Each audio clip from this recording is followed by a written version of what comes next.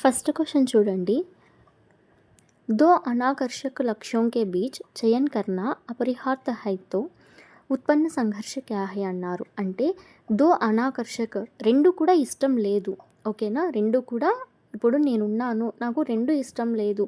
ఏంటి, నాకు ఇంట్లో ఉండడము ఇష్టం లేదు, అలాగని డ్యూటీ చేయడం అంటే జాబ్ చేయడం కూడా ఇష్టం లేదు. సో ఇది ఏమవుతుంది అంటే కనుక రెండు కూడా ఇష్టం లేని వాటి గురించి చెప్తున్నాం కాబట్టి టూ మైనసెస్ ఉన్నాయి కాబట్టి మనకి ఆన్సర్ ఏమవుతుంది అంటే పరిహార. ఎందుకంటున్నాను అంటే ఇప్పుడు నాకు ఒకటి ఇష్టం ఉండి ఒకటి ఇష్టం లేకపోతే అప్పుడు ఒకటి ఇష్టం ఉంది అంటే ఉపగమ వస్తుంది. సో నాకు రెండు ఇష్టం లేదు కాబట్టి పరిహార సంఘర్ష అయితే వస్తుంది. ఓకేనా, నిజంగా ఇది చాలా ఇంపార్టెంట్ ఎగ్జామ్ పాయింట్ ఆఫ్ వ్యూలో ఒకసారి బాగా చూసుకోండి. ఓకేనా, క్వశ్చన్ కంపల్సరీ ఉంటుంది. ఉపగమ అంటే రెండు ఇష్టమే, ఉపగమ పరిహార అంటే ఒకటి ఇష్టము ఒకటి ఇష్టం లేదు, ఉపగమ పరిహార అంటే రెండు ఇష్టాలు ఉంటాయి ఒకటి ఇష్టం ఉండదు అని అర్థం. సో ఆన్సర్ మనకి ఏమవుతుందంటే అది.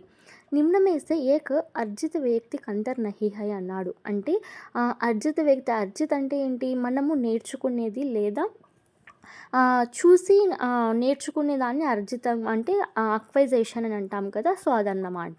ఏమంటున్నాడు, ఆ వ్యక్తిక అంతర్ నహి హై అంటే గనక శైక్షిక అంటే మనం కంపల్సరీ శిక్షణ తీసుకునేదా, లేకపోతే సాంస్కృతికానా, సామాజికానా, సంవేగాత్మక అన్నాడు. ఇక్కడ చూడండి, సంవేగాత్మక అంటే ఏంటి అంటే ఎమోషన్స్. ఓకేనా, ఎందుకు ఎమోషన్స్ అంటే ఇప్పుడు మనము ఎవరన్నా కొట్టినా తిట్టినా, ఇప్పుడు కొట్టినారంటే ఏడుస్తాం, తిట్టినారంటే బాధపడతాం. సో సిచ్యువేషన్కి తగ్గట్టుగా మనము చేంజ్ అవుతూ ఉంటాయి, మన ఎమోషన్స్ అన్నీ కూడా చేంజ్ అవుతూ ఉంటాయి అన్నమాట.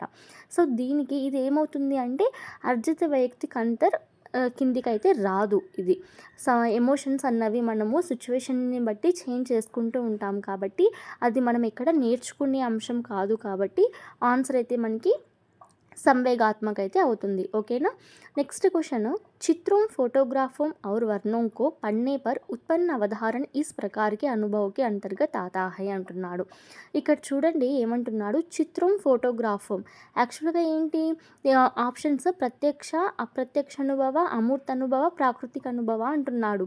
ప్రత్యక్ష అనుభవం అంటే ఏంటి, మనము చేతులతో తాకి కళ్ళతో చూసి అనుభూతి చెందుతాం కదా. సో దాన్ని ప్రత్యక్ష అనుభవం అని అంటారు. అప్రత్యక్ష అనుభవం అంటే ఏంటి, మనం జస్ట్ ఎక్కడైనా ఫొటోస్ చూడడం కానివ్వండి, లేకపోతే మూవీస్లో చూడడం కానివ్వండి, అవన్నీ కూడా అప్రత్యక్షం కిందికి వస్తుంది. అమూర్త అనుభవం అంటే అసలు అది మన కంటికి కనిపించదు, ఎక్కడో ఉన్న దాని గురించి మనం ఆలోచిస్తామన్నమాట. ఓకేనా, ప్రాకృతిక అనుభవం అంటే ఏంటి అంటే ప్రకృతిలో కనిపించేటివి మనం చూసి అనుభూతి చెందేటివి. సో ఇక్కడ ఏమంటున్నాడు అంటే చిత్రాలు ఫోటోగ్రాఫ్లను చూసి ఏం వర్ణన అంటే వర్ణంకో పన్నే పర్ అంటే దాని గురించి చదవడం ఏమవుతుంది అంటే మనకి ఖచ్చితంగా అప్రత్యక్ష అనుభవాల కిందికైతే వస్తుంది. మనకి టెక్స్ట్ బుక్స్లో కూడా ఫొటోస్ని చూస్తాం కదా, మనకి కొన్ని ప్రింట్స్ అయితే పెట్టింటారు. నాకైతే లాగిన్ టైమింగ్ వచ్చేసిందండి, నా డ్యూటీ టైమింగ్స్. సో అది.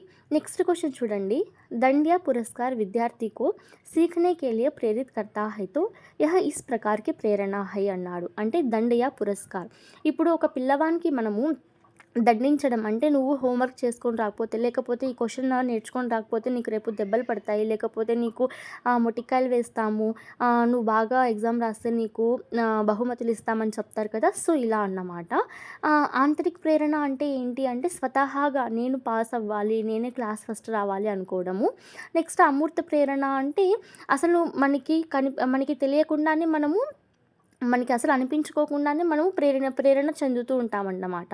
సామాజిక ప్రేరణ అంటే ఏమిటి అంటే చుట్టుపక్కల వాళ్ళని చూసి ప్రేరణ పొందడము.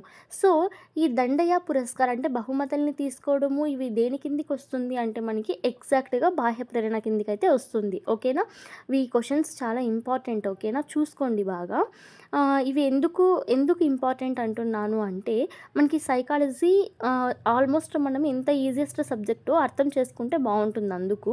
సో బాహ్య ప్రేరణ అంటే ఏంటి అంటే కొట్టడం ద్వారాను, తిట్టడం ద్వారాను, లేకపోతే పిల్లవాడికి నేను గిఫ్ట్ ఇస్తాను, చాక్లెట్ ఇస్తాను, పెన్సిల్ ఇస్తాను ఇలా చెప్పడం, ఇలా చెప్పి పిల్లవాడితో మనము ఏవైతే ఆ పిల్లవాడి నుంచి మనము రాబట్టాలనుకుంటున్నామో, అంటే ఇప్పుడు ఇది నేర్పించాలనుకుంటున్నామో వాటిని నేర్పించడం అన్నమాట. సో, ప్రేరణని కలిగించడం. సో, ఇవన్నీ కూడా ఇలా వస్తుంది. అండ్ నెక్స్ట్ చూడండి, ఈఎల్ థారండైక్ కే అనుసార్ సీఖనే కే సంబంధం మే కౌన్ సా కథన్ సహీ నహీ హై అన్నాడు. ఈఎల్ థారండైక్‌ది నిజంగా వెరీ, వెరీ, వెరీ ఇంపార్టెంట్. అసలు మీరు దీని గురించి తర్వాత జీన్ పియాజే గురించి బాగా చూసుకోండి. చాలా ఇంపార్టెంట్. అవే మనకి కొంచెం ఇబ్బందిగా ఉంటుంది. సో, ఇక్కడ ఏమంటున్నాడు అంటే सीखने के संबंध में कौन सा कथन सही नहीं है అన్నాడు. అంటే అభ్యసన లెర్నింగ్ అన్నమాట. అధికం ఉద్దీపన और प्रतिक्रियाओं के बीच संबंध बनाना అంటే అధికం లెర్నింగ్ తర్వాత ప్రతిక్రియకి సంబంధం కల్పించడం అది కరెక్టే. తర్వాత అధికం బుద్ధిశాలి హై అంతర్దృష్టి పూర్ణ నహి. నిజమే కదా! లెర్నింగ్ అన్నది బుద్ధిశాలి. అంతర్దృష్టి ఒక్కసారిగా మనకి ఆ ఆలోచన వచ్చేది కాదు. సో, ఇది కూడా కరెక్టే. అధికం విచారోं के माध्यम से होता है. సో, ఇది అయితే కాదండి. నెక్స్ట్ ఆప్షన్ చూద్దాం. అధికంకి కారణ్ సీక్ మజబూత్ బనతా హై. నిజమే కదా! మనం ఎంత నేర్చుకుంటూ ఉంటే మనకి ఇంకా నేర్చుకోవాలన్న కోరిక కలుగుతుంది. సో, ఇక్కడ ఏమంటున్నాడు అంటే కథన్ సహీ నహీ హై, కరెక్ట్ కానిదేది అంటున్నాడు. కాబట్టి మనకి ఎగ్జాక్ట్‌గా ఆన్సర్ ఏమవుతుంది అంటే అధికం విచారోं के माध्यम से होता है అన్నది ఆన్సర్ అవుతుంది. ఎందుకంటే ఇది కరెక్ట్ ఆన్సర్ కాదు కాబట్టి. ఓకేనా? సో, కంపల్సరీ ఈఎల్ థారండైక్ గురించి, జీన్ పియాజే గురించి చూసుకోవడం చాలా ఇంపార్టెంట్. మనకి టెట్ అయితే నోటిఫికేషన్ వచ్చేస్తుంది. సో, అందరూ కూడా ఎవరు టైం వేస్ట్ చేసుకోకుండా చదవండి. ఓకేనా? సో, ఆన్సర్ మనకి అధిగం విచారోं के माध्यम से होता है. సో, ఇది దీనికి ఆన్సర్. ఒకసారి బాగా చూసుకోండి. నెక్స్ట్ క్వశ్చన్, శిక్షణ ఏ కళ హై సమర్థక్ వాక్య చునియే అన్నాడు. అంటే శిక్షణ, బోధన ఒక కళ అన్నమాట. సో, దానికి సంబంధించి ఒక సరైన వాక్యాన్ని ఎంచుకోండి అంటున్నాడు. యహ క్రమానుగత దృష్టికోण रखता है. తర్వాత अपनाई गई योजना के अनुसार शिक्षण विधियों का प्रयोग किया जाता है. शिक्षण एक लक्ष्योन्मुख गतिविधि है. और ఇంకా లాస్ట్ ఆప్షన్ ఏముంది, చయనిత శిక్షణ నీతియా సభీ శిక్షకోं के लिए एक समान काम नहीं करती है. సో, సమర్థక వాక్య అన్నాడు. సమర్థక వాక్య అంటే దీనిని అంటే శిక్షణ ఏ కళా హై అన్నదానికి బాగా చూస్ అయ్యేది ఏది అంటే కింద ఫోర్త్ ఆప్షన్ అండి. చయనిత శిక్షణ నీతియా సభీ శిక్షకోं के लिए एक समान काम नहीं करती है. ఎందుకు అంటే ఇప్పుడు ఒక్కొక్కరి టీచింగ్ మెథడ్ అంటే వే ఆఫ్ టీచింగ్ వేరుగా ఉంటుందన్నమాట. ఇప్పుడు నేను చెప్పే విధంగా మీరు చెప్పలేరు, మీరు చెప్పే విధంగా నేను చెప్పలేను. అంటే మన వే ఆఫ్ టీచింగ్ అన్నది అది బోధన అన్నది ఒక కళ. మనం ఎలా మాట్లాడతాము, ఎలా ఎక్స్ప్రెసివ్‌గా చెప్తాము టీచింగ్ అన్నది ఒక కళ కాబట్టి సో, అందరికీ ఒకే విధంగా ఉండదు అని దీని అర్థం. ఓకేనా? సో, शिक्षण एक कला है అంటే चयनित शिक्षण नीतियाँ सभी शिक्षकों के लिए एक समान काम नहीं करती. बच्चे पहले शरीर को ज़मीन से छूकर रेंगता है, फिर हाथ पैरों से रेंगता है, ఫిర్ చల్తా హై. ఇస్కే లియే వికాస్ కా యహ సూత్ర సహీ హై అన్నాడు. ఏమంటున్నాడు, మొదటగా పిల్లవాడు జమీన్ సే చూకర్ రెంగ్తా హై అంటే తన శరీరాన్ని నేలకి పాకుతూ ఉంటాడు. నెక్స్ట్ ఏమంటున్నాడు, హాత్ పైరోంసే అంటే చేతులని కాళ్ళని ఉపయోగించి పాకడం స్టార్ట్ చేస్తాడు. ఆ తర్వాత కేవలం ఫిర్ చల్తా హై కాళ్ళని మాత్రమే ఉపయోగించి నడుస్తాడు. సో, ఇది ఏ సూత్రం కిందికి వస్తుంది అని అయితే అడుగుతున్నాడు. సో, ఇది మనకి వికాస సూత్రాలలో ఉంటుంది కదా! సో, దానికి సంబంధించి అండి. ఏక్ సమాన్ सटी के विकासात्मक पैटर्न, निरंतरता, अनुवंशिकता और पर्यावरण के बीच अंतःक्रिया विकास को भविष्यवाणी की जा सकती है. వికాసాన్ని మనము భవిష్యవాణి చేయగలమా? చేయలేం కదా! అసలు ఏం జరుగుతుంది అన్నది మనకి తెలీదు. సో, ఫోర్త్ ఆప్షన్ కాదు. నెక్స్ట్ ఏమంటున్నాడు, అనువంశికత ఔర్ పర్యావరణ్ కే బీచ్ అంతఃక్రియ. అసలు పిల్లవాడి వికాసానికి తర్వాత పర్యావరణానికి ఏమైనా సంబంధం ఉంటుందా? ఉండదు. నెక్స్ట్ నిరంతరత. వికాసం ఇప్పుడు పిల్లవాడి శరీర వికాసం అన్నది నిరంతరంగా జరుగుతూ ఉంటుందా అంటే అది కూడా కాదు. సో, మనకి ఆప్షన్ ఏంటి అంటే ఏక్ సమాన్ సటీక్ వికాసాత్మక్ ప్యాటర్న్ అంటే ఒక సమానమైన పద్ధతిలో ఐ మీన్ ఏకరూప సమాంతర క్రియ ద్వారా ఇది వెళ్తూ ఉంటుందన్నమాట. ఓకేనా?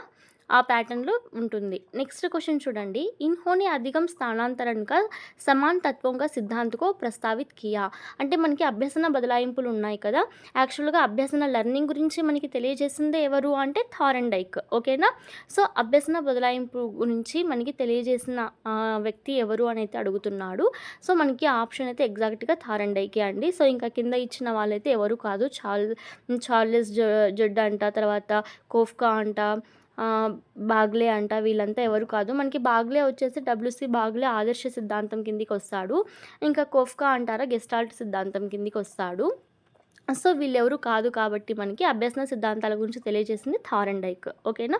సో, ఇది ఒకసారి బాగా చూసుకోండి. థారెన్‌డైక్‌కి సంబంధించి చాలా పెద్ద స్టోరీ ఉంది. అది బాగా చూసుకుంటే చాలు మనం. ఓకే. Thank you. బాయ్.